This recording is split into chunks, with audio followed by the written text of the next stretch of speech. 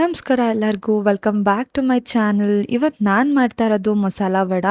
ಮತ್ತೊಂದು ಕಡೆ ಇದನ್ನು ಆಂಬೂರು ವಡ ಅಂತಲೂ ಹೇಳ್ತಾರೆ.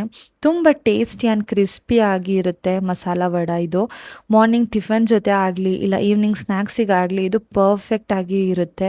ಇದನ್ನು ಮಾಡೋದು ತುಂಬ ಸಿಂಪಲ್ ಮತ್ತು ಇದನ್ನು ವಡ ಅಂದರೆ ಪ್ರತಿಯೊಬ್ಬರಿಗೂ ಇಷ್ಟ ಇರುತ್ತೆ. ಮಾಡೋದು ಹೇಗೆ ಅಂತ ಹೇಳ್ಕೊಡ್ತೀನಿ ಬನ್ನಿ. ಒಂದು ಪಾತ್ರೆಗೆ ನಾನು 2 ಗ್ಲಾಸ್ ಆಫ್ ಕಡಲೆಬೇಳೆ ತೊಗೊಂಡಿದ್ದೀನಿ. ಅದಕ್ಕೆ ನೀರು ಹಾಕಿ ಒಂದು 4 ಅವರ್ಸ್ ಇಲ್ಲಾಂದರೆ 5 ಅವರ್ಸ್ ಅದನ್ನು ನೆನೆಯೋಕೆ ಬಿಡಿ. ಮತ್ತೊಂದು ಜಾರಿಗೆ ಎರಡು ಚಕ್ಕೆ, 4ರಿಂದ ಒಂದು 5 ಲವಂಗ, ಒಂದು 20 ಚಿಲ್ಲಿ, ರುಚಿಗೆ ತಕ್ಕಷ್ಟು ಉಪ್ಪು, 1 ಸ್ಪೂನ್ ಶುಂಠಿ ಬೆಳ್ಳುಳ್ಳಿ ಪೇಸ್ಟ್. ಅದನ್ನು ನೈಸಾಗಿ ರುಬ್ಕೊಳ್ಬಾರ್ದು. ಈ ಥರ ಪಲ್ಸ್ ಮೋಡಲ್ಲೇ ಅದನ್ನು ಗ್ರೈಂಡ್ ಮಾಡ್ಕೊಳ್ಳಿ.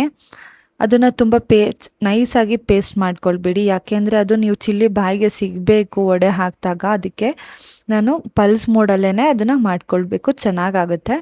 ಇವಾಗ ಕಡಲೆಬೇಳೆ ನೆಂದಿದೆ, ಅದನ್ನು ಚೆನ್ನಾಗಿ ನೀರನ್ನ ಸೋಸಿ ನಾನು ಇವಾಗ ಕಡಲೆಬೇಳೆ ಹಾಕ್ಕೊಳ್ತಾ ಇದ್ದೀನಿ.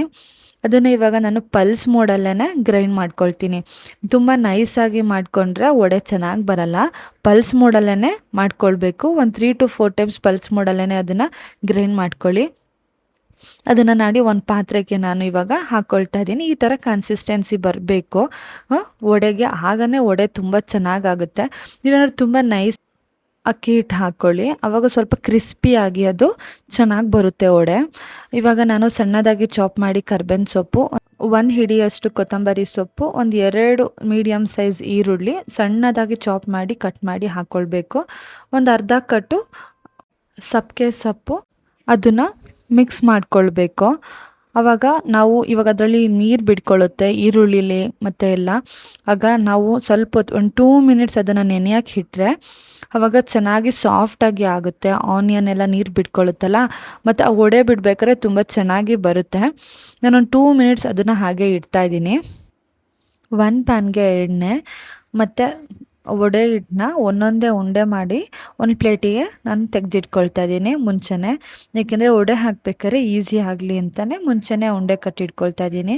ಒಂದು 10ರಿಂದ 12 ಉಂಡೆ ಮಾಡಿ ಇಟ್ಕೊಂಡೆ ನಾನು ಮುಂಚೆನೇ, ಹಾಕೋಕ್ಕೆ ಈಸಿ ಆಗಲಿ ಅಂತ.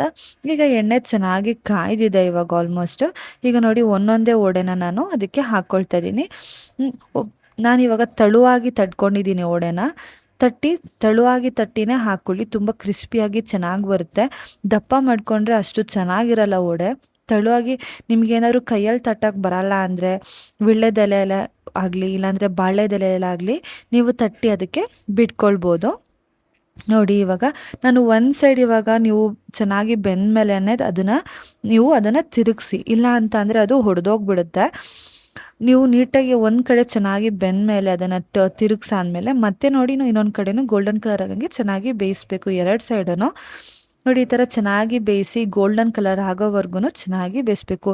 ತುಂಬ ಓವರಾಗಿನೂ ಗೋಲ್ಡ್ ಕಲರ್ ಆಗೋವರೆಗೂ ಬೇಯಿಸ್ಬಾರ್ದು, ಆವಾಗ ಸೀದೋಗ್ಬಿಡುತ್ತೆ. ಸೀದೋದ್ರೆ ಚೆನ್ನಾಗಿರಲ್ಲ. ನೋಡಿ ಇವಾಗ ಕ್ರಿಸ್ಪಿಯಾದ ವಡೆ, ಮಸಾಲ ವಡೆ ರೆಡಿ ಆಗಿದೆ.